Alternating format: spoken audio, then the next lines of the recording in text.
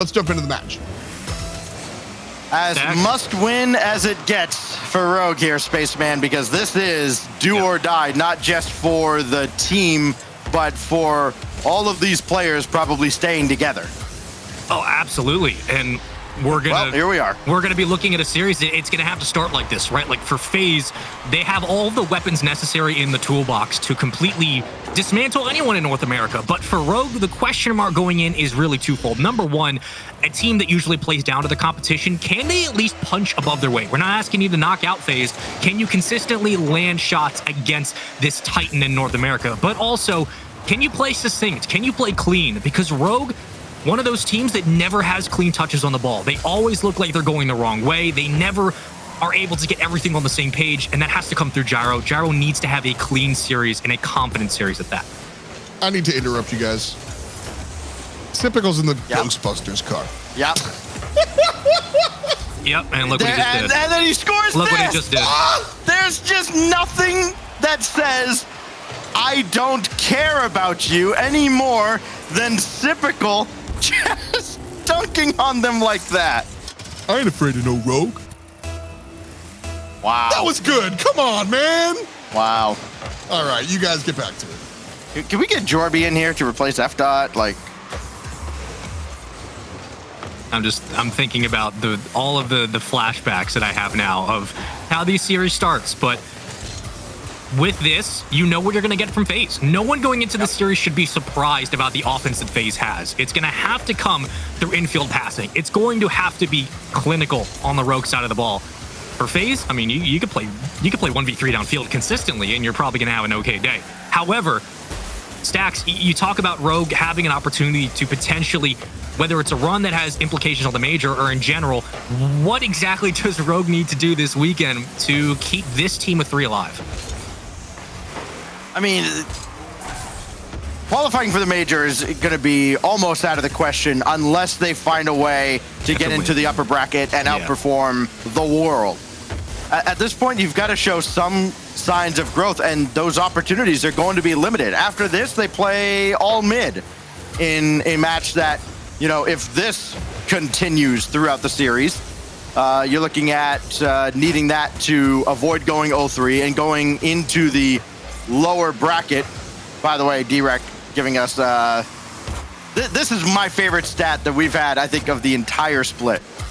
This is only the second game in the entirety of the RLCS that the Ecto 1 has been used. Fantastic stuff. Taroko couldn't get the shot there past Typical, but yeah, Rogue's got to show some signs of growth, and it's going to be real tough to do that against a team like FaZe because everybody's going to look bad against FaZe at some point, even the best teams in the world.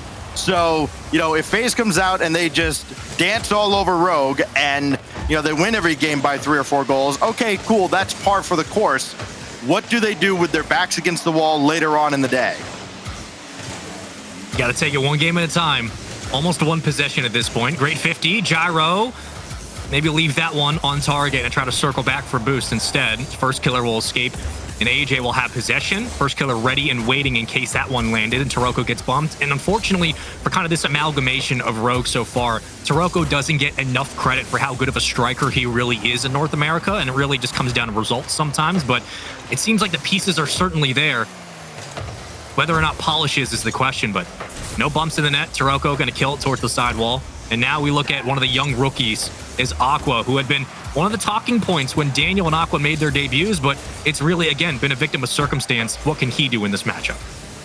And there was some consideration as to whether or not Daniel and Aqua would somehow end up on the same team, and how just a crazy mechanical bunch that would have been. Typical launches one on, and AJ's got the play out to the side. Couldn't get that any closer to the Rogue net, but they really don't need to. FaZe has had the upper hand here.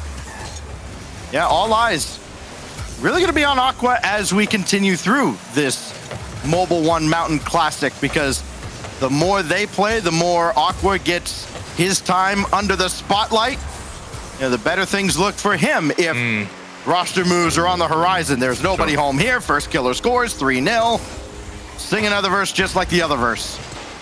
I mean, this is not really a Rogue mistake. I mean, other than the missed hit, you're going to have to play 3-man up. You're down 2 goals. You got a minute to go. You're playing against FaZe. You can't afford to play a 2-1 split. So good call by Rogue. But again, when we talk about clean touches, that is one of those instances where the Rogue defense has not been the best this season. They have very much struggled to cleanly keep the ball away from opponents, to cleanly find one another, and to consistently get power behind their touches. It's one of those small aspects that often gets overlooked, but it means that things break down quickly on the defensive end. AJ's going to 1v3. First Killer and Typical are fighting over the same boost. It doesn't even really seem like FaZe are trying too much at this point. For Rogue, just have to establish some kind of offense, some rhythm, whether it's a goal or 2. AJ deflects this ball out of harm's way. First Killer just dances around in the corner. No contest is Typical now. Will try to drop that back for AJ. And that's a good win by Taroko with 15 seconds left. We'll see if Rogue can at least get one on the board to get the flip reset out of Gyro, and First Killer stuffs that effort. Aqua can't get to this in time. AJ's got an easy clear. And then this goes downfield, and the only question is, does FaZe want to score? Yes, they do, and they do, in fact, score. Yeah, this is one of those series that really could threat to be a 3-0 and a very quick one. I mean, it's so clinical from FaZe. They're so fast on their rotation and the infield passing. I mean, what do you do when you're Gyro? Like, Taroko falls off the play. I mean, he went up for a challenge, couldn't get it. Gyro's the only one back. He's playing a 1v3 against FaZe. That's like saying you're playing a 1v3 against Prime SSG when they're passing on the infield. It's so difficult. FaZe Clean are clearly a well-polished machine. Rogue were able to punch a little bit in that game, but 4 saves for Gyro, 2 shots, 3 shots for Taroko. Akko, who's kind of been the crux of the offense so far for the new roster change, just wasn't able to get going. It was clinical in that game 1. Look, Rogue was able to throw some shots, but really it did look like Mayweather versus Paul out there. It's just like you never really felt like any of those punches were going to land and have any meaningful effect. Sure. As FaZe Clan, they took 16 shots to the 6 from Rogue. And, well, 4-0. I mean, Rogue is not, it's bad enough that you have to play against FaZe Clan when they're playing like this. But when you have all the pressure on your shoulders that you need to succeed, boy, that's a 4-to-1 ratio. That's insane. It's crazy to come into this. It's fire and brimstone, dogs and cats living together, mass hysteria. But I mean, like, looking at how FaZe Clan are extra juiced up. Snoop Dogg was wearing the FaZe chain at the big game recently. Like, he had the FaZe Clan chain on. That gives you extra power, right? And so FaZe have to win this one for Snoop. I think they're absolutely doing it. But coming back to reality here, I mean, this is, listen, I've got faith in this Rogue squad. I don't think that they're something to leave on the side of the road, but I said it at the top of the show, and I'm going to say it as we continue. FaZe Clan is maybe not the number one the most exciting team for my money, and it's performances like this, guys, that do it for me. It's edge of your seat stuff every time FaZe Clan takes the pitch. AJ quickly up for this ball. That Taroko, I mean, launched that into the corner. AJ still caught up with it. Typical is going to try and throw this downfield, but only for himself, as AJ was waiting for the midfield boost. And now First Killer, boy, they somehow did not collide there. Teamwork's on point out of FaZe Clan. We do have other results, of course, coming in. I actually think Envy dropped game 1 to All Mid, who is not going to go down as a footnote here in this particular group. So, again, everybody has come to play. Whether it's group A, B, C, or D, AJ shot a little bit high. Typical dumps that out to the corner. That was never a shot. It's just for more possession. And you see Rogue jumbled up on their own back line, forced to wait even longer before they can break out. And we will pause for a moment to make sure everybody's okay. Every qualifier stacks. The teams coming in from those close sooner rather than later. We are underway now, resuming game 2. No score with just under 4 minutes to go. And Typical, looking for First Killer, and I think he had the read that maybe Taroko had that ball in the air, so he turned off. It's a break for Rogue. Aqua's run out of boost, though, and First Killer can get back for this. You know, then we start the discussion of how big are breaks in a series like this, where I feel like Stacks, with it being game 1, and we're basically jumping into the start of a brand new 5-minute stretch, this probably won't affect either team too much. I mean, maybe it slows down FaZe, but it really just gives Rogue more of a chance to talk to Gabe, talk through the comms, and try to work on a game plan. Yeah, as F-Dot said, no, it's not a tactical timeout, but at the end of a basketball game, when they have to review the clock or, go to video for something else, what a save by Gyro, and that's kept out as well. Sure, it's not a timeout, but it's time that you get to talk things over with your team and your coaches and figure out, okay, how are we going to turn things around? What's the plan for the next 3 minutes? Rogue's got a plan, but boy, it almost got shot up in flames there with that shot barely saved away by Gyro. And I'm almost looking for Rogue to play like a 2-minute style offense for the majority of a game because they need to establish that confidence. When it comes to the offensive side of the ball, they're very hesitant. They're very lackluster with some of their touches, like we talked about ad nauseum. But if you can establish that rhythm as a team, it gets a little bit easier to find creativity offensively. Aqua with a nice save, pass back out. Taroko's there. And I love that quick little midfield press to keep yourself involved in the play, but also give yourself a chance to clear the ball away if you get a good save from Aqua, which you did. AJ for Sipical, denied by Aqua. Realized he didn't have to block the initial effort, and then Taroko clears the way, and Rogues got their first goal and lead. How did this one begin? I guess it was, again, Aqua just being in right place, right time. Taroko with a bit of a fake. Was worried Gyro might get the wrong touch, but that was one of those Rogue goals. I mean, you get the bump from Taroko, so that definitely clears house, but nice job by Gyro to not immediately touch that ball and trust Aqua on the pinch. I mean, that's a goal. We saw a hero ball coming out from Rebellion earlier. Much more team-oriented effort out of Rogue. Nobody trying to take over unnecessarily. Aqua's up for this. And he'll have to get another touch as AJ is just waiting for him. This goes across. Sipical's there, and he blows one by Taroko. You're going to have to meet the challenge, and certainly Rogue was there, but Aqua gives it right back to AJ, and Sipical flying across his own side of the field. I mean, there was really no way Taroko's going to save that ball. With so much room on the net to score, Sipical is so clinical up close. That offensive third has basically been FaZe's best friend in this series so far, and already they tie up the game. Loose in front, and Aqua just gets in Sipical's way. This is pinched back towards the target, and AJ just waiting right there. It's almost like he saw it coming the whole way. Aqua got a piece of this ball as well, and Aqua's actually got quite a few deflections that have slowed down FaZe, even in game one. Sipical, though, over to first killer, and Aqua collects this as well.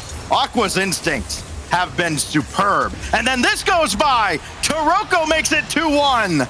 This is the infield passing that this team needs to start bringing out more. Aqua, instead of bringing it right down in front of his feet, he gives it out to Taroko, who already was in position to at least put a shot on target. He does so, and look what happens. You immediately find a goal out of it. It's that counterattack that Rogue are very good at when they figure it out, but often they just seem to fall apart once you get the ball to the sidewall.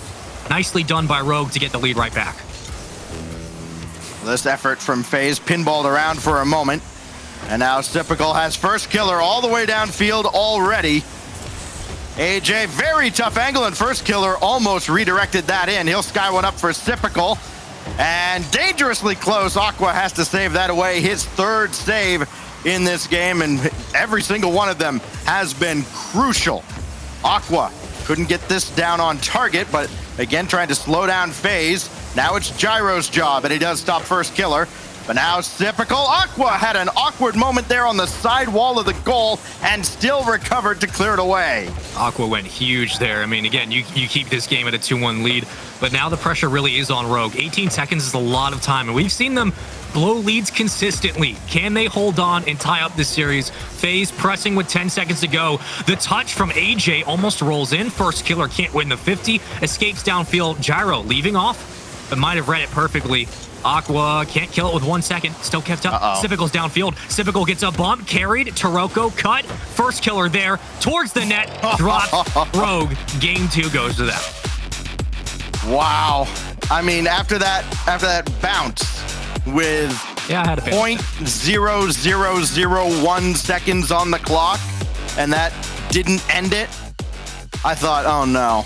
Like, Rogue went all in on just getting that one last touch to kill it, and now that it didn't end, FaZe was going to go downfield with numbers, and they had a real good look but not good enough. Rogue gets a game out of this here, and maybe some signs that things are starting to turn around, but that was, make no mistake about it, MVP performance out of Aqua. Yeah, it was huge. 5 saves, 4 shots. They funneled the offense through him in the entire game. That's what you got to do. And he had about as much on the total game score, which I know isn't everything. He had about as many points as all 3 members of FaZe combined. Yep. That's why they brought him in. That's when score matters. It always matters when it's like a really high, or if you got 72, you're not doing it right. But I wonder if somebody spoke to Sypical, because he did not bring the Ecto Cooler out this time around. No, he did not. So interestingly enough, I think game 1 was more dominant than game 2. I'm just putting that out there. But round 2 catch up for you guys real quick. Before we get into game number 3, Complexity has swept out Torrent. G2 has swept out Susquehanna. We are in overtime, actually. Oh no, Space Station just takes it, so they are tied at 2. Space Station Gaming was down to XSET, so they're going on to game 5, and Energy beats SR, and version 1 sweeps randoms. All right, back to you. Stacks, that's a big win for Complexity. I mean, it is. Torrent's a tough out. I mean, regardless of how they're playing, that's a big win. Yeah, and for Complexity, you know, we're going to find out a lot about what this team is made up of now that they've had time to catch up to the rest of North America. You know, the reason they made it to the fall major was because they worked harder than anybody else. And, you know, they didn't have that same kind of work ethic coming into this split, but they've had time to reach that level. And they are going to break somebody's heart, I have a feeling, in the bracket stage when they get there. We talk about big weekends for Oxygen. I mean, this is also a big weekend for Complexity. So of all the times to turn things around, we will pause it again. Of all the times to turn things around for a squad that had a very poor performance in the first 2 regionals, Complexity could come out with a fire this weekend and like you said, really cause some heartbreak. But I mean, in this series, in game 3, we talk about game 1s usually not meaning too much. Game 2s, you start to figure out the personality of both rosters. Game 3 is where momentum starts to swing. Looking at this, I mean, this is obviously a big one for the series, sure, but I think this is where specifically looking at like Gyro and Aqua, where they also need to have big games as well and continue that trend if Rogue want a chance to win this series. Makes sense. Makes sense. I still think the ball's in FaZe's court. I think it's up to FaZe to lose this matchup. And you know what went wrong, I think, is the big question that you've got to ask yourself if you're FaZe, rather than what went right. And so, Stacks, that's the question I'm asking.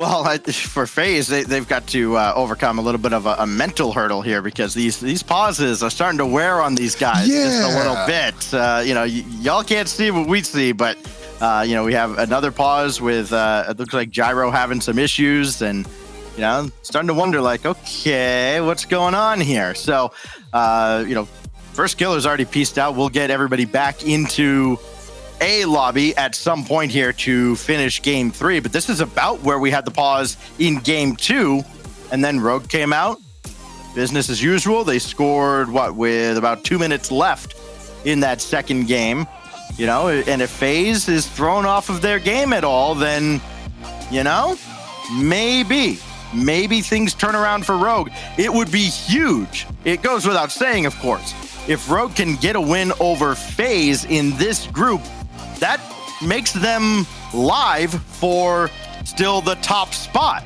if they take care of business with all mid and maybe get some help.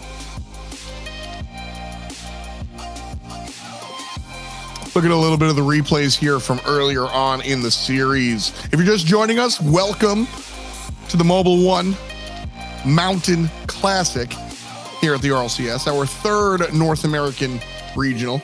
A lot of fun watching all these teams battle it out over the past couple of, honestly, weeks, months, years. The RLCS has been in a great spot the past couple of years, but as we boil it down here, Energy up on top. They have a bad start to the day, but now I think they're all settling in. SSG, another one of our top teams, doing rather well, taking care of business in round number 1, now finding themselves in game 5 against XSET in round number 2.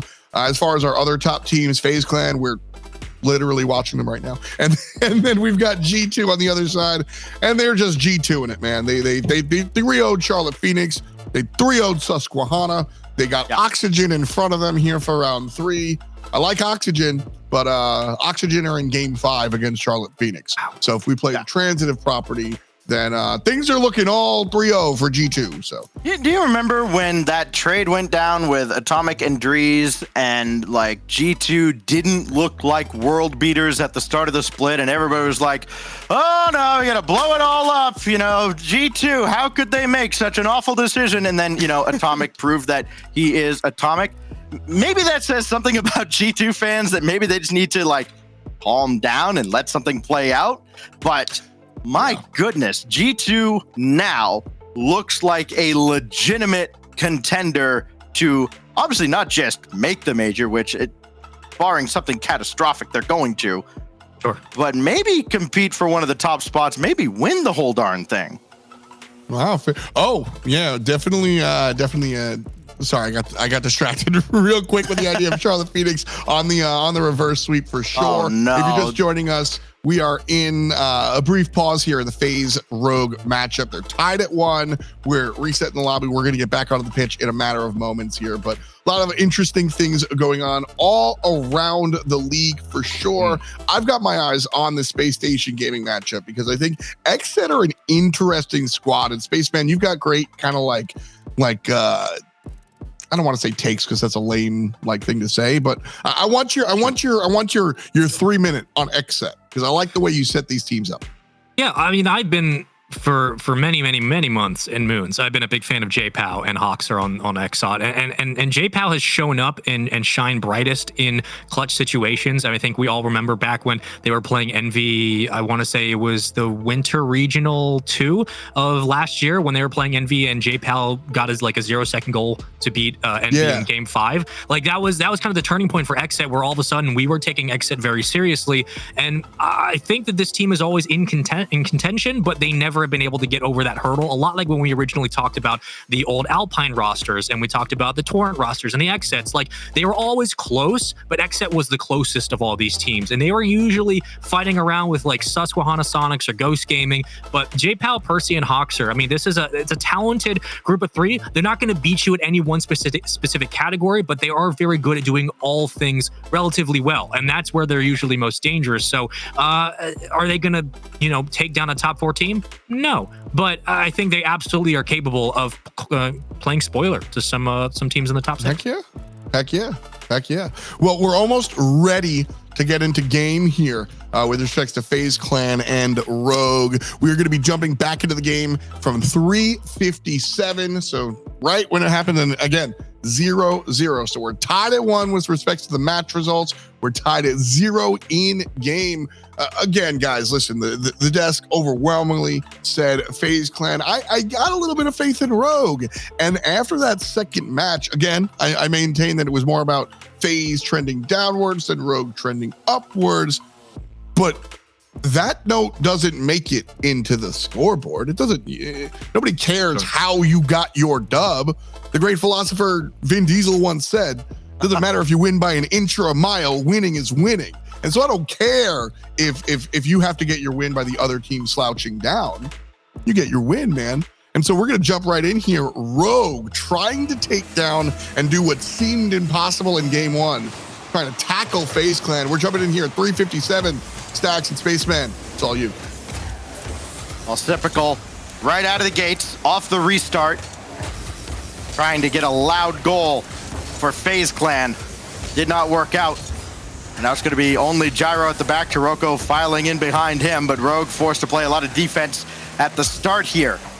As we get back into game number 3, AJ, good stop. Taroko's got Gyro coming in behind, and that's cleared away by AJ.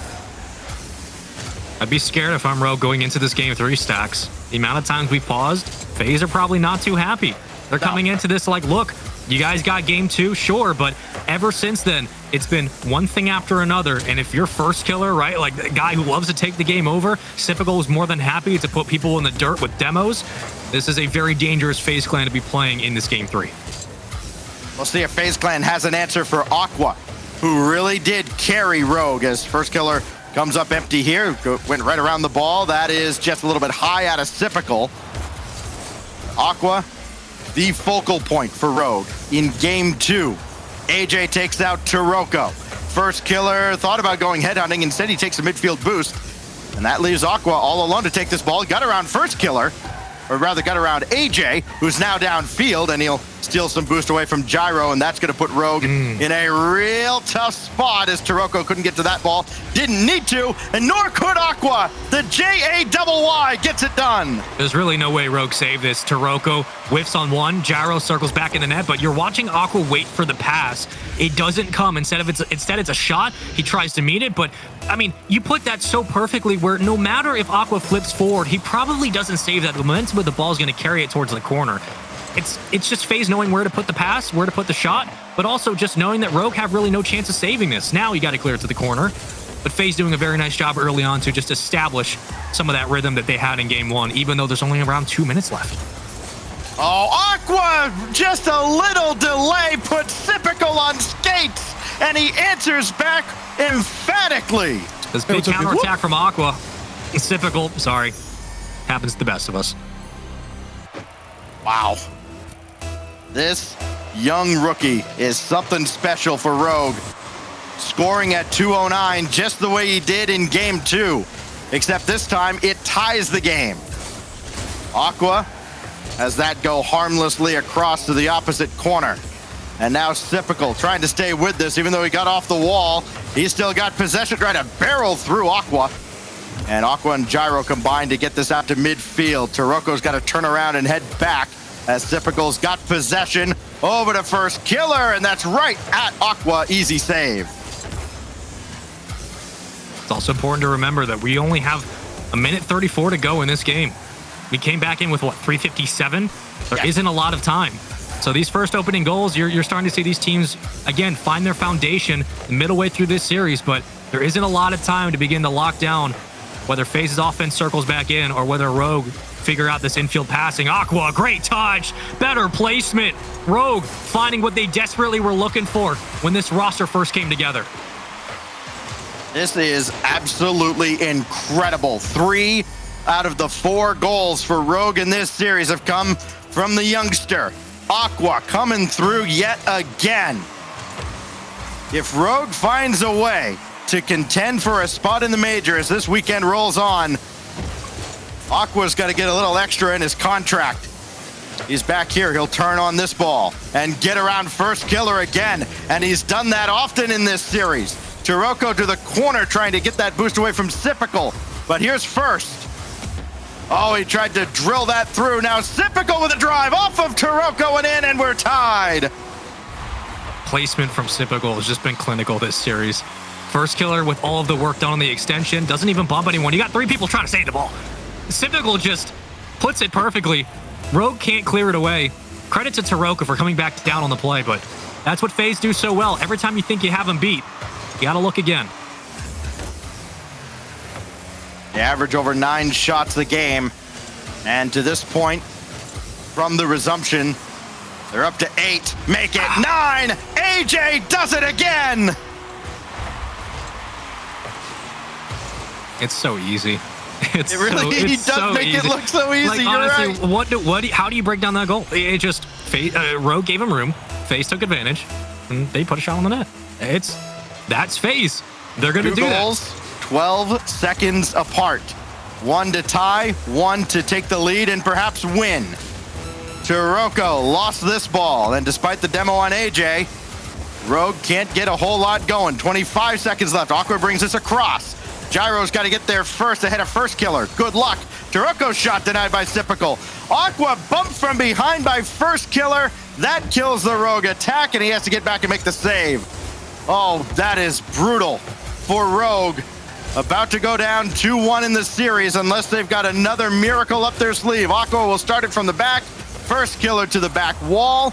And it's got to start from Aqua on the side, and Sypical banking that off the ceiling. Just about ended it. It's only first killer back, though. AJ scrambling to get there. Aqua denied. Taroko kept it up, and we're going to OT! How How does this rotation even make sense? It's Gyro who braves it from the side while Aqua somehow catches this on the roof, and Taroko, the last rotation, the striker that North America never knew it needed. He's there. Taroko secures it. Stacks. OT coming up. FaZe Clan played that last 10 seconds like they were down 2 goals rather than up 1. And it came back to bite them. First killer clears this from the back wall. It's only Gyro to beat, and he slowed things down enough that Rogue can recover. And FaZe Clan find themselves in an extension of Game 3 they couldn't have possibly imagined about a minute ago. They're doing it for the Spaceman sweep. I don't blame them. But the last thing you want if you're Rogue is to overcommit. Look how far up AJ is. It takes one bump and one bad touch. This game's over, but FaZe slowing it down towards the midfield line. Gyro with a great 50 win to punch it through the corner.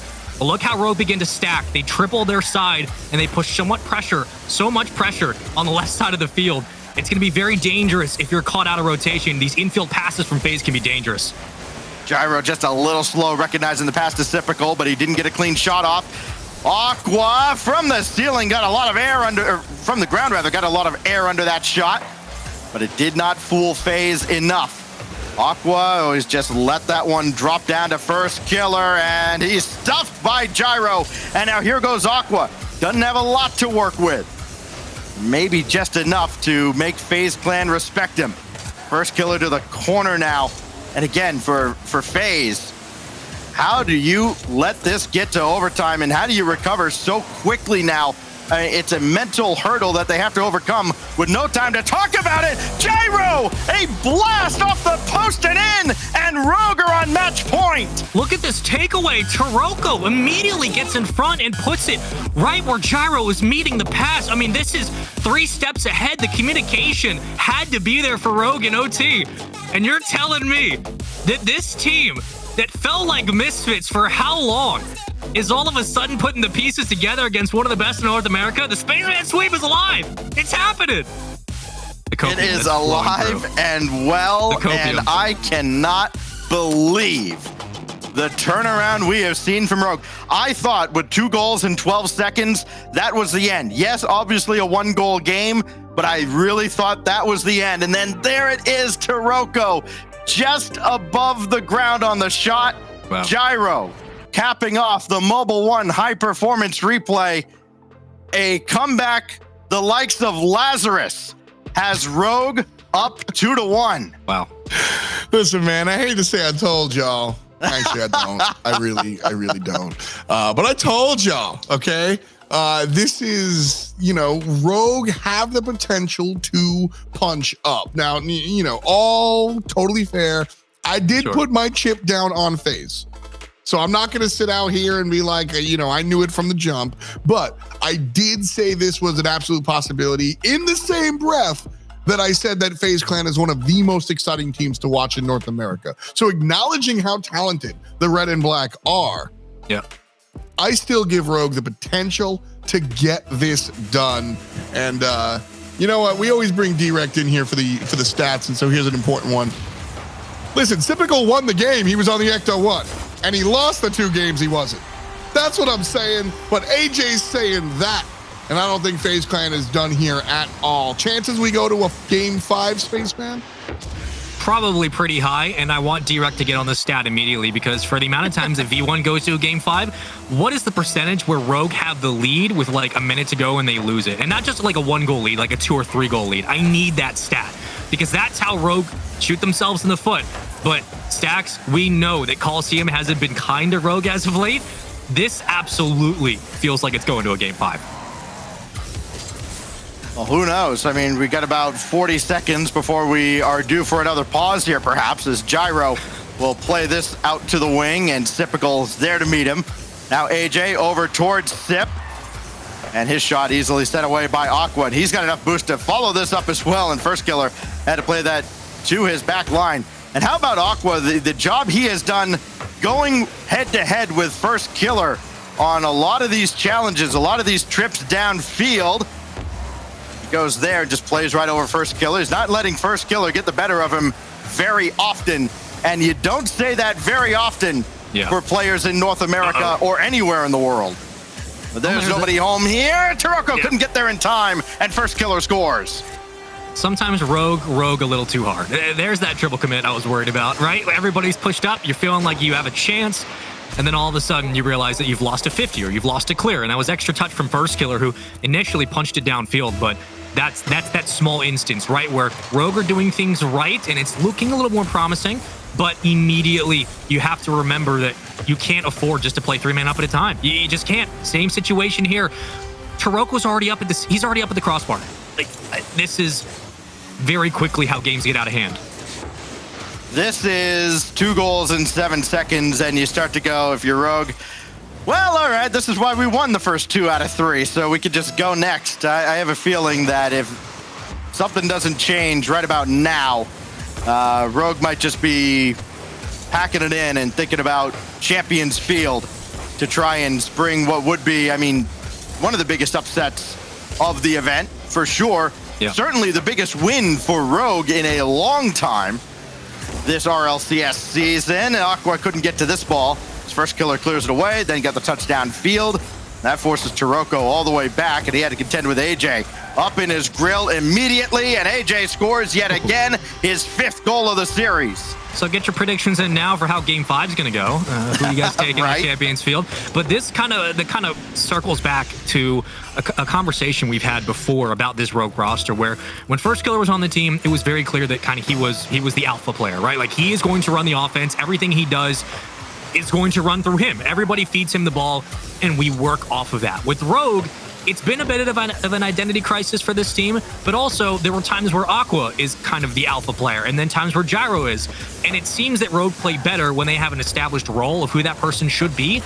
And when they don't have that clear understanding, everybody's just playing every single role all the time, and you get situations like this where games quickly get out of hand, or you have a lead and you lose it. So they kind of need to slow it down, right? Maybe it's in comms. Maybe you talk to your coach before a potential Game 5, which is probably going to happen. That's a ridiculous angle from first killer. But you need to reestablish kind of that hierarchy on this team so everybody knows what they're supposed to be doing, as Gyro gets one to go. Ooh. Well then, 236. Maybe writing off rogue a little too early. If they can string together plays like this, that's got to feel great going through first killer to get the opening goal for rogue, but they've still got a massive uphill climb if they want to clinch here. This goes all the way back to the back wall. Aqua gonna take his time, calling his own number. Deflected by Sypical, and Taroko can catch up to this one. His initial shot, nothing behind it. First killer, easy save, and then he comes out the better of the 2 against Aqua, and Gyro has to just throw that out to the corner where first killer is waiting. First killer, I think he's kind of taken these last couple of games a little personally, and he is not about to let rogue have any signs of life, any hope of clinching here in Game 4. These are very important 2 minutes, obviously, for rogue, but for FaZe as well. Oh, good save from first killer. For someone who's taking it personally, this would be the time to kind of put this game away, as AJ yet again wins another big 50, make it 3 in a row. Gyro can't get there. That's on target. AJ was going to let it fall through regardless. Pressure from FaZe very much overwhelming. Somehow rogue were able to clear the ball away. And Gyro, instead of cutting into the lane, just goes up to the sidewall to meet it. Usually not the best rotation, but still time, I guess, for rogue to make things interesting. But it just seems like FaZe just have such a firm grasp on this game. Taroko can't get by Sypical. If rogue are going to have a shot at 3 unanswered goals, it's got to be right about now to give themselves time. Aqua whiffed on it, and Taroko couldn't get a shot by the brick wall that is the FaZe defense. Now we get to the last minute. Sypical is going to win the race to this ball. First killer almost got to Taroko before he pumped the brakes and at least got a touch on this ball. Now Aqua gets this through. Gyro waiting, and the pass never got there, and that is as much a go next moment as any, as FaZe Clan, barring something catastrophic, are going to stave off defeat and indeed send us to Champions Field. Of course it goes this way. This Of series, course. these teams. You're here. Yep. Yep. Well, credit to Wouldn't have FaZe it for any how they other way. played. Yeah, no, I mean, this was a good series all around. For Rogue, some highlights, some low points. For FaZe, they played their game in games 1 and 2. Now they're going to game 5, but even with that, still don't know if I'm first killer typical or AJ if I'm sweating too much, but this is a big one. I mean, look, regardless of what happens, this is a big series. FaZe desperately just need to win this for the group, for the sake of the groups. Rogue, potential upset territory. We got a game 5. We do indeed have a 5th game between FaZe Clan and Rogue. The 2 games that FaZe has won, they dominated. Look at all those numbers for First Killer and AJ. Just absolutely dominant. First Killer did it on both ends of the field. He had 4 shots. He scored. He had 7 saves. And we will see plenty of offense from FaZe on the Mobile 1 high-performance replay. We see that one from Gyro, the lone tally for Rogue. It was the last goal scored in this game. Yeah. Maybe just some signs of momentum going to Champions Field. That is something that I cannot ignore. I cannot ignore that as I literally kicked my camera. Sorry. Oh. But hey, it's my fault. My friends can't hear me, but you guys can. But that is a point that I absolutely cannot ignore. Peaceful 10 seconds of my life. When it comes down to it, though, I have to disagree a little bit here, Stacks. I like where you're going, but I always look at Game 5 as the ultimate momentum. It's over. This is the 1 game set. You battle it out. However you got here, y'all got here. Champions Field is where we're at. 1 game. Let's see if Rogue can do it. Champions Field brought to you by Mobile 1. Round 2 of day 1 of the Mountain Classic. Coming down to 5 minutes. Or maybe more as we had in Game 3. I still don't know how FaZe let it get to that point in Game 3. And they are going to be kicking themselves if they let Rogue come all the way back. Keys to victory for FaZe. I don't know what happened there. AJ, not on target and cleared away. Keys to victory for FaZe. Infield passing, taking the ball away from Rogue, doing things like that. Finding one another downfield. It's an early goal for FaZe, and for Rogue on the other side, controlling midfield, controlling possessions at midfield. You have to have a presence there, but FaZe early on, very quickly establishing their presence. Game 5, advantage FaZe. Rogue needs to get Aqua going. AJ playing this over, and Aqua's right there, inserting himself into the game. But First Killer, decent first touch. Gyro had the read, and this goes all the way to the corner. It leaves Aqua all alone. It doesn't matter. Typical intercepts just beyond the center line. He's got the flip reset. Maybe looking for another or a double. Didn't get either, and that's deflected up and away by Gyro. Still thrown in front, though, as Rogue cannot break this pressure. They finally do, and who else but Aqua to get them out? And now he's got a chance with possession, and First Killer finally swats it away. Well, that's a big challenge by Gyro. I mean, he desperately needed to get in front to keep this one contested. Taroka was still rotating. Aqua had no boost to get back. Good call in the rotation. But now Rogue looking to at least establish some kind of presence at midfield, as typical uncontested for, what, 6 seconds now with the ball? Here comes First Killer yet again, cut down. Gyro going to meet it and clear it to the opposite corner. Kuroko from the back line. Stuffed by Sipical. Aqua taken out as well. He spawns across the way. AJ, tough angle, can't convert. And now Aqua from inside the goal will launch this downfield. Sipical intercepts before Gyro could get to it. Down to 3 minutes. FaZe have held a 1-0 lead. Rogue have not had anything threatening on FaZe's half of the field. This is skied up. Nobody to challenge, and Aqua clears this away. If AJ doesn't let that get to the back wall, who knows what he could have done. There's always a momentum swing, and it just depends on when the pendulum's going to turn back. FaZe having all of the pressure, all of the control right now, but it will not last for 5 minutes. If you're Rogue, you're hoping the defense can keep you at a 1-0 game, then maybe you can get downfield and get a look at the net. But it's going to swing at some point, Stacks. Oh, Aqua Good first touch. He can follow from the ceiling, and he just put that right on First Killer's nose. You know, as good as Aqua has been, you've got the instinct and reflexes of First Killer, who almost scored there, and then that almost goes in on the other side. 2 minutes to go, and both teams maybe watch this game flash before their very eyes. We all of a sudden turned into Heat Seeker. This was fun. Right? To the corner we go. Rogue desperately looking for a clean touch upfield for something that isn't just a defensive clear. Gyro might be able to make something out of nothing here. Will get boost, so this is where the offense now needs to press if you're Rogue. Aqua can't afford to let AJ escape the way he just did. Sypical in tandem just makes it a 1v2 downfield. FaZe getting out of very dicey situations almost as easily as it began, and AJ almost makes it a 2-0 game. Gyro already towards midfield to play that deeper into FaZe territory. First Killer could not get by Taroko. Rogue pressing forward. Aqua and Gyro both go. And this means there's nobody for any pass, so Taroko will reset at the center line. First Killer right down at Gyro, coming up on a minute to go. Stuffed by AJ. Aqua now has Taroko as an option, and that's swatted back downfield. First Killer can't stay with the play, and Taroko will pop it away. Gyro burned a lot of boost to get up to the backboard as well. And that second touch from Taroko slows everything to a halt.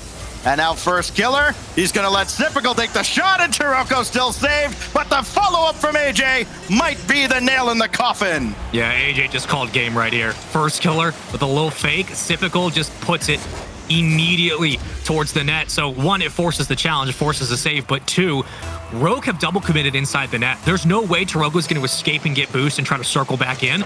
So you can just bounce that off the back wall and play wall ball to yourself. Luckily, FaZe is an extra man in front. That might have been it, unless Rogue score immediately. I mean, what do you do? There really hasn't been any offense in this game 5 when you needed it most in the series. Finally, something. Taroko, a goal, 31 seconds. How about the maturity of Aqua here, too? Not panicking and taking the shot. Everybody was geared up for it. Instead, he makes the extra pass, the right play, and suddenly there's a chance again. After that goal from Taroko. Gyro. Oh, he got knocked away from the play. Aqua's forward as well. Gyro doing all he can to get into the play. And now he's got to get some boost. Can't get to this ball. Maybe he can now as it's played to the corner, and he got the corner boost out of there. Now Aqua got to get ahead of First Killer, and he can. He's demolished for his efforts. Rogue Down gonna to have to 10 chase. seconds, and First Killer puts it away. Unreal. That's insane. That's just insane. That's sick. That's a heartbreaking goal. I got an update. That was awesome. No kidding. 7 seconds left, and First Killer is the one who says it is all over. Champions Field belongs to FaZe Clan today as they take down Rogue, despite by far Rogue's best efforts of the split. Incredible. I mean, the biggest takeaway from FaZe Clan, if I could just be, you know, the fan straight up, like, they're just fun to watch. They gave us this game 5. They played silly cars. Real talk, though, I think Rogue getting here to game 5 is actually pretty nuts. I think that's a big deal. It needs to be spoken about. I'm not the guy that gives out participation medals and says, you know, a quality loss, but every once in a while that actually happens. And that's what I look at here for Rogue. I think being able to fight out into game number 5 here, Spaceman, and then Taroko, you know, that last second. Still need a little bit more, though. Still need a little bit more. We need a little bit more action on the Rocket League side as well. We're going to take a brief break and we'll be right back with the RLCS.